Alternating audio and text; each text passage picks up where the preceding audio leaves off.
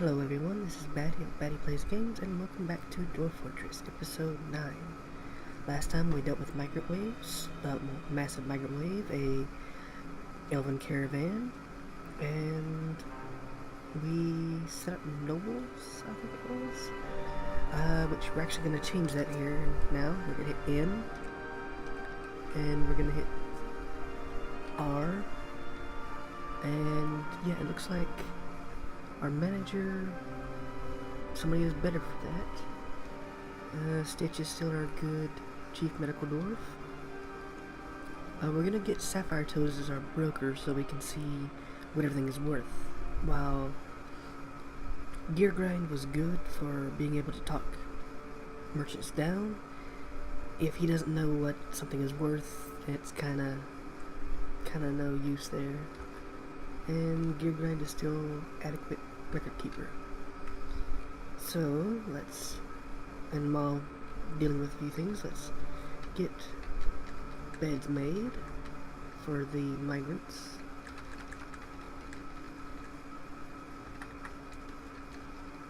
And it was 25 of them, so 1, 2, 3, 4, 5. Let's also get the doors made.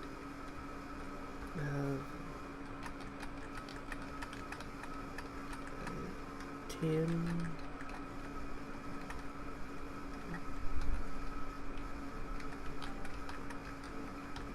25, and let's get a throne, a table, a container, and a door made for a office for the new manager. And let's also get a few spots I see here that are needing crafts workshops. So, and a bowyer's here. And let's also now get a magma forge. We can only set up one right now because we only have one anvil, but once we get more anvils up, we'll be able to do multiple ones. Let's make it out of obsidian blocks just to be kind of fancy. And let's get a magma glass furnace. And let's also make it out of blocks.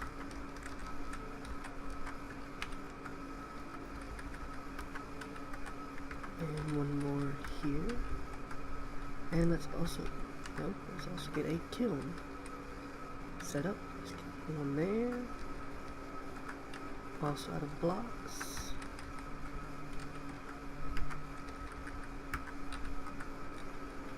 And let's also get some crafts made so we can at least have something to trade come next time that the traders are there. Let's also hit D, B, and C and reclaim all these gems that we had hauled up out of the way. Let's cut clear tourmalines, red zircons, and brown zircons. Let's tell them all to repeat by hitting R. And we can't get any metals smelted right now because these little spots here are basically indicators. If they're gray, that means there's not enough magma below them for the forge to work. Once they light up red, though, we'll know that there's enough magma underneath there for things to be smelted. Let's unpause. We'll eventually need to expand the hall, or at least put in more chairs and thrones eventually. But we also want to start thinking on putting up a tavern and a temple and a library soon. It'll probably be up here. And the reason for that is because if dwarves spend too much time underground, they become cave adapted, which is alright and fine. But cave adaptation is bad once they get above ground, because once they go above ground, the sight of the sun makes them sick, and they'll actually start throwing up. And they'll become basically useless once they start doing that. They can barely fight once that happens. So we'll need to expand the walls out. And we'll probably cross the river here, and maybe here, to just expand the walls out so we have a little bit of the stream inside our walls. But we need to be careful because some enemies can swim, so they can just dive into the water and swim and pop up underneath in the walls. There's ways we can solve that, but we'll get to that whenever we need to. Let's do a little bit more terraforming. Let's get the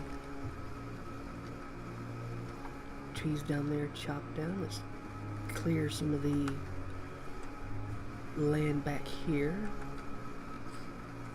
And I figure if we do walls instead of doing a giant perimeter around here and going up and having to readjust everything all around there, for right now we'll probably just connect the walls to here, which means the walls inside here won't have stairs leading up to them, because otherwise, you know, something could just breach the walls, run up the stairs, run around here, and then all of our archers will be kind of chopped up. So we'll probably just have here as the only entranceway onto the top of the stairs. And it looks like the elves are leaving. And once they leave, we're just gonna clear cut a bunch of trees. And let's also see what some type of trees are around here, so we know what to save. Like this alder, it doesn't really do much for us. This birch. Hazel trees are pretty good because they do have hazelnuts. There's oak. There's more hazelnuts. There's ginkgo, which is pretty decent for some extra food. Ah, here we go. Apricot trees. And it looks like some apple trees are also starting to grow. Yeah, there's an apple tree. That'll be good to keep around. So we can keep a few of these trees around to harvest the fruit that comes off of them. And once they're in the walls, well, they're... Well, we've got a new baby in the fortress. But, yeah, if the trees are inside the walls, it makes it a lot easier and safer to just have people go and harvest all the stuff that we want to keep. So let's take a look at some of the things. Okay, it's oak. We can get rid of that one. Oak. Alder. We want to keep that right there. Birch. Ginkgo, we'll keep that one. Alder. So let's start getting a few trees cut down.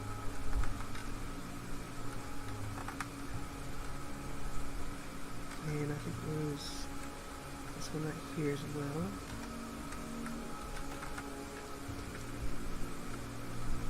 Alder, hazelnuts, and ginkgo there. I think these are going to be in the way. So let's just chop them down.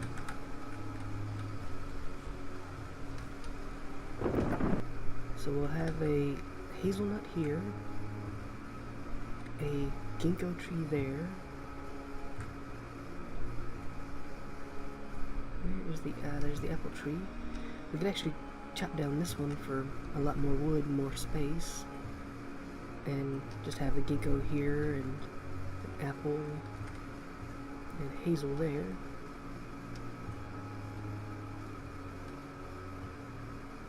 So yeah, let's chop down these here. And I think this was another one that could get... No, that's apricot, so we want to keep that one there. And birch, willow. But these, we can go ahead and just chop these down.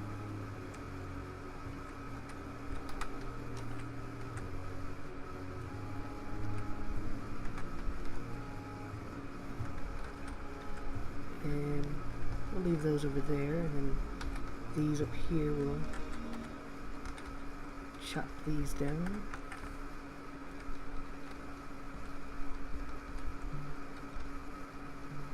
And let's get these out of the way. And actually, we missed a spot, it looks like, right here. So we're gonna probably extend the wall out here, and then cross the river to about here, then cross back down over here, then cross over here, and then reconnect around here.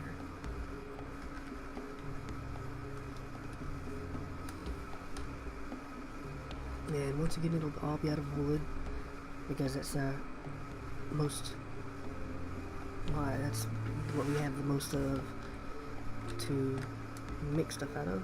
And let's also get some rock nest boxes made. Let's make about 10 of them, because we're going to also start making a poultry room, basically.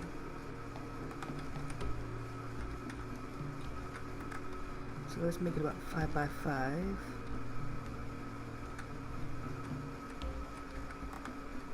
2, 3, 4, 5. 2, 3, 4, 5.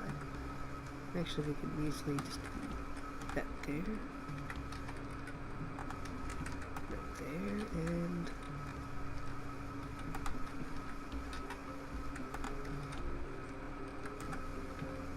and we'll put the hives in here, so the chickens can all be put in there, because the to lay eggs, which all chickens and I think, well, all birds, and I think even some things like dragons maybe need something to lay their eggs in,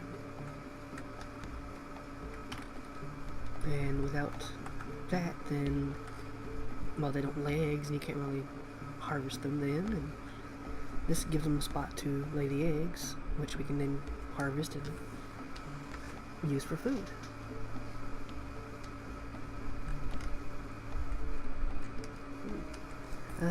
This is still filling up down here. It's not ready yet. I think it has to be at 4 for it to register that there's enough magma below there. And let's do a check on something here. Okay, well, let's get these levers well, set up to the bridge. So we'll hit Q, we'll hit A to add a link, hit B, and it shows the list of bridges that we have. Now you can link multiple bridges to one lever, but for right now we're just going to link this one right here. The one that's right here, we'll link that one to the bridge up against the wall, and this right here will be the outer wall. And let's also get these ramps out of the way, because we want to control where enemies can come from. Because as you can see, or you might have seen it before, that somebody will just run down here, run down the ramp, then run back up the ramp, and right there, so it's just kind of defeats the purpose there. While this way, they'd have to, yeah, so that way they're having to go to the extended point and then go down and back up. So it gives us more space should enemies attack. And let's B, the construction wall. And let's see, where do we want it to end at? Let's go here. And I figure maybe here will be good. So let's get that there. And right there. just so we have a little spot so we can finish that wall there. And here is where it's going to get interesting, because we're going to have to set the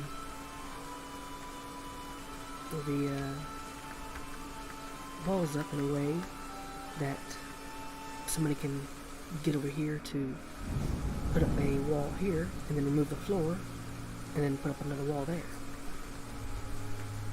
So we're going to have to use flooring to create miniature bridges to cross the river and get the stuff we need made completed. So let's see.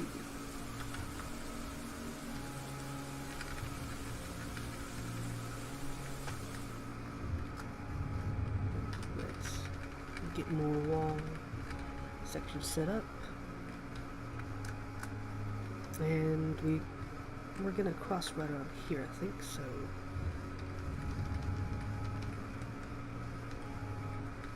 about here.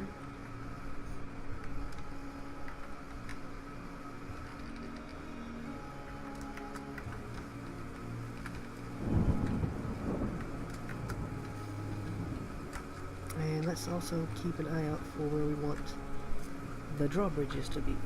So let's make them be right here. So let's just hit Q and X to clear out the spots we need, and then we have a 3x3. And let's sync up the east wall with, or the east gate with this one here.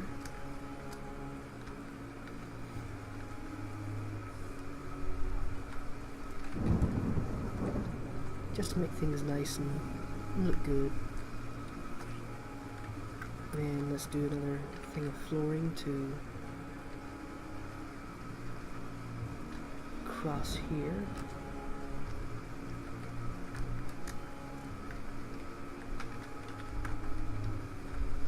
And let's also sync up the walls here. Well, once we get to that point. Let's unpause and let them build some.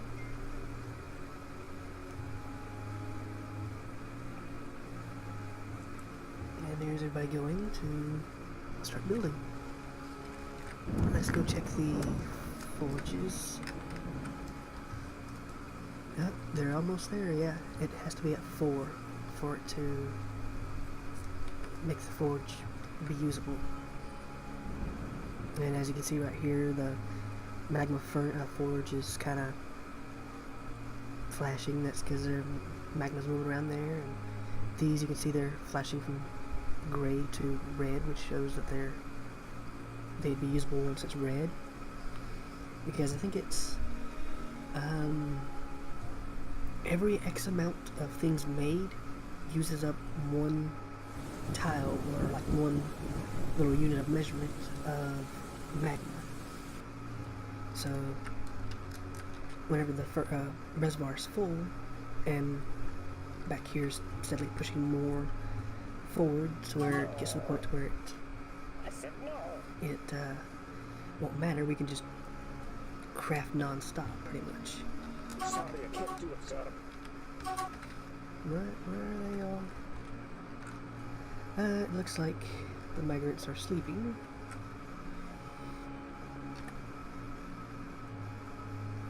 Let's try and get a few things here removed. Sorry.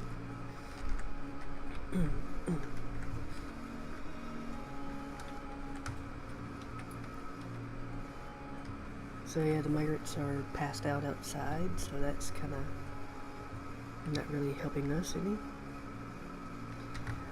Let's also construction floor. Let's make some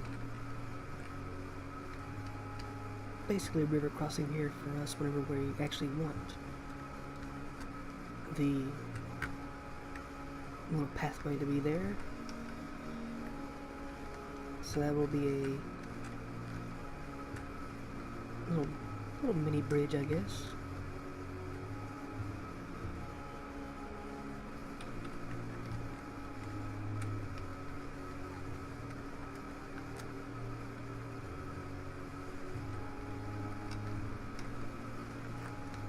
And let's get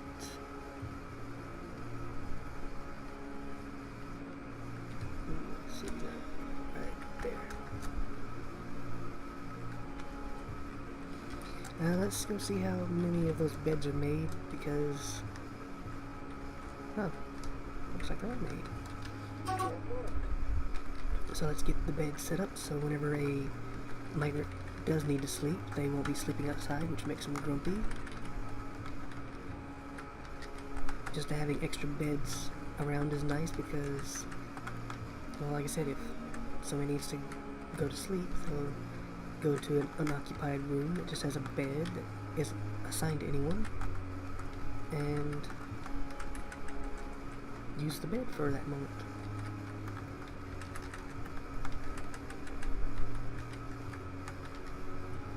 And wow, this residence wing is filling up really nicely.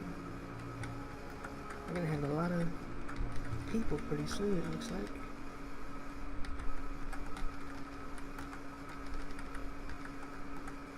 Yeah, this entire spot here will be taken up, and almost this entire bottom here will be taken. Let's see if we have the table, we have the chair, we have the cabinet, and the door. And let's see how many doors we have. We only have 7 doors made, so we'll need to wait for those before we can assign rooms.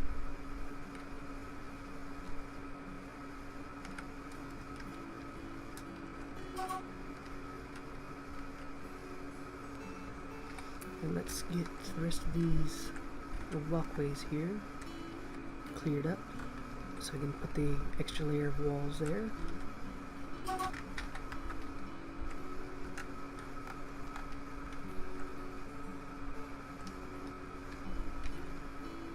Rotating D and N to remove construction.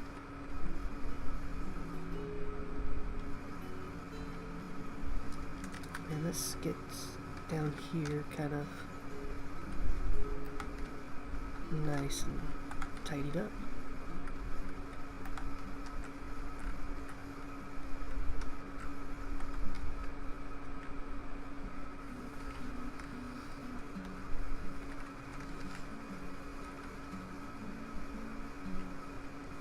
And let's get these wall sections unsuspended so they can be built. And things are going pretty nicely so far.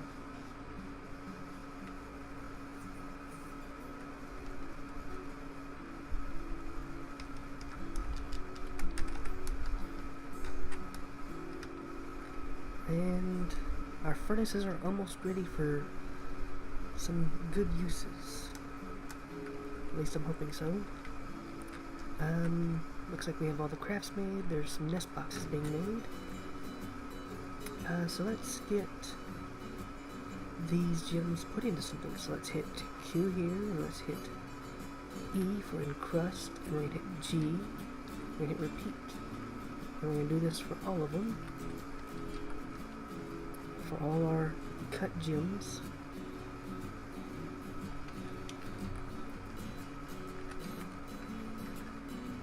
And it looks like we have some red zircons to still cut, so we'll have somebody else do those while these are getting all put in.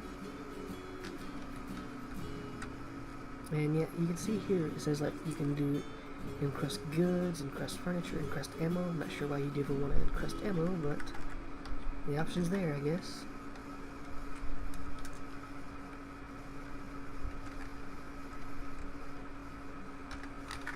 Okay.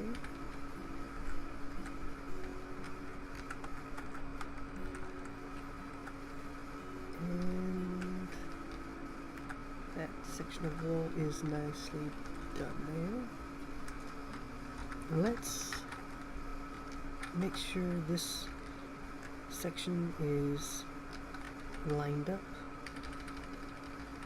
just because I like having everything look nice.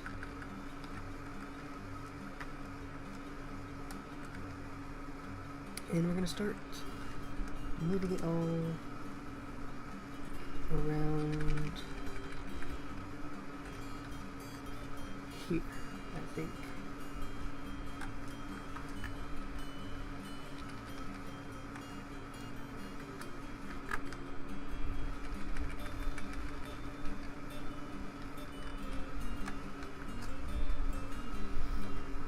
Let's get this spot here over there.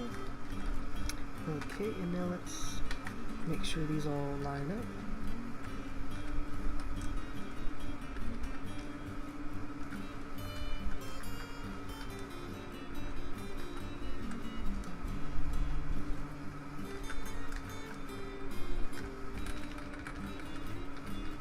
Yep, too much there.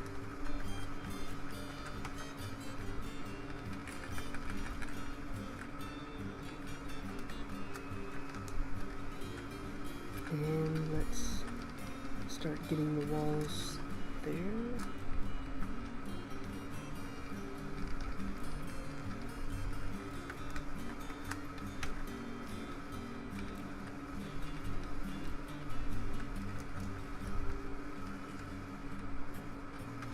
And we'll leave that little spot there so we can just get the stuff set up and then have everybody continue on.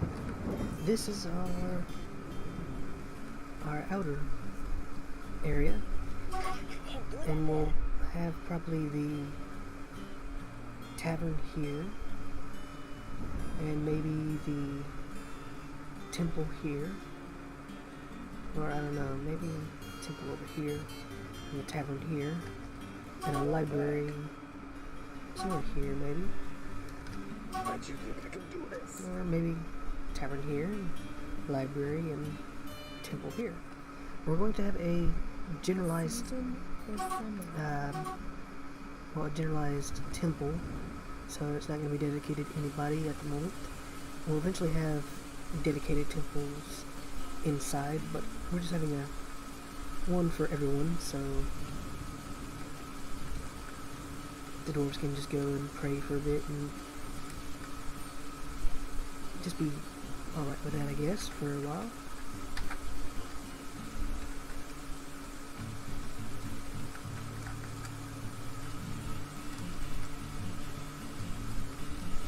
And let's clear out a few more trees around here, just away from the walls. I can't do it. Why do they mean they can't find a path?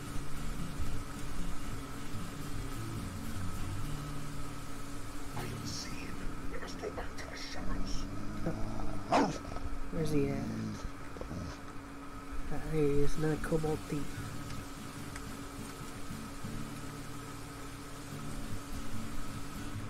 Trying to steal our stuff. Won't be having that. Let's see, could we have hazel, ginkgo, apple, hazel, apricot, willow, birch, alder, hazel, willow.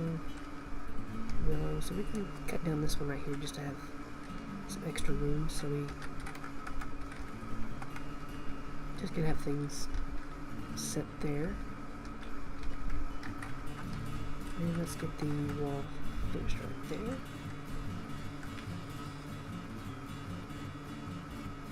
And we'll need to set up fortifications here in a bit, but right now let's focus on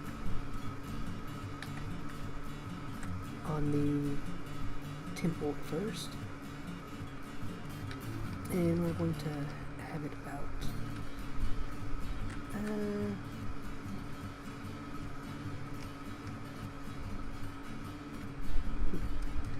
let's do there and there. This gives some space between there.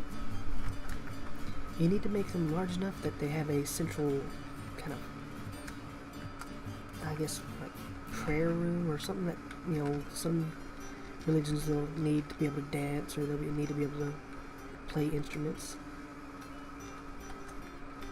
So we want to give them at least enough room to be able to do that. So let's see, 1, 2, 3, 4, 5, 6, 7, 8, 9, 10, 11, 12. So let's remove this one and this one, and all. This will be the entranceway. And let's put up a ramp so we can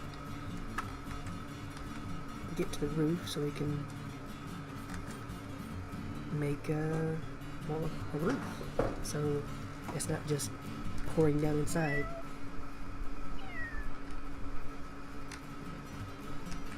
And temples and libraries don't need to be as big as a tavern could be, because they won't be having that many people in there.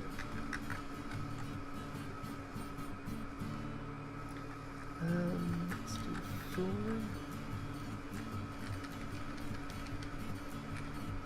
And it makes me a little nervous that it connects to the fortification there, but hopefully it won't be too bad, because we're going to remove that ramp once the roofing is all set up, so nothing can really hopefully get up there. And if we felt like it, we could always just extend the fortifications out some and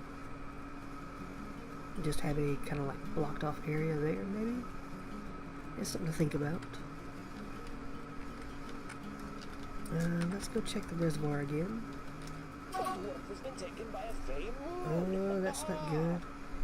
We now have a fey-mooted dwarf, which that can be good or bad.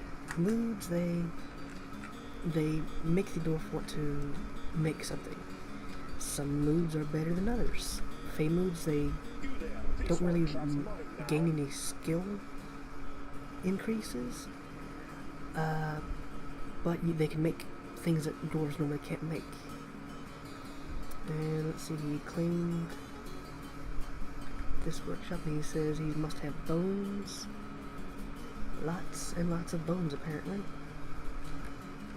So let's look at this other thing. Let's hit Z, let's hit animals, and let's look at the animals we have. I don't think we need the horse right now, because nothing can be used as a mount, and well, most we can get from horses is horse cheese. So let's hit B, and the horse is now ready for slaughter. So our butcher is going to go and get the horse. Yeah, they see him. They got him there, and he's taking him down to the butchery. And the horse has been butchered. And it looks like our crazy dwarf went running up there to grab some bones and has already started mysterious construction.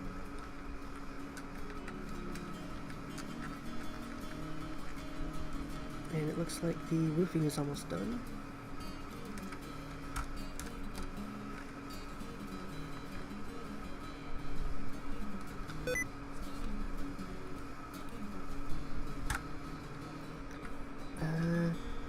Let's also get flooring in here.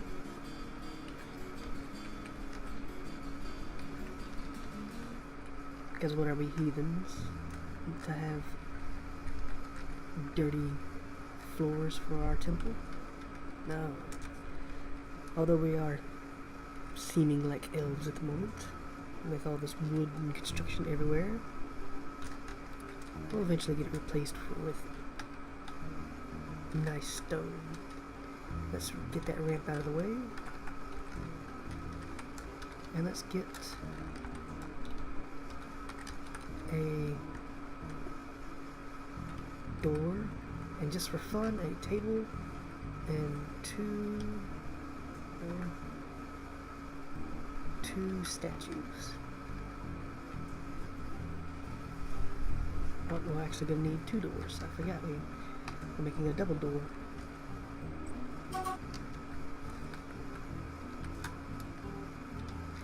And let's also get these nest boxes set up. Where are they? They are... Here we are. Nest boxes.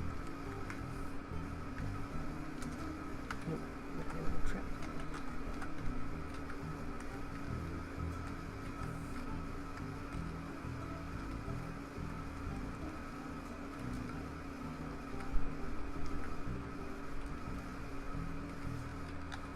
And let's hit I to create a zone.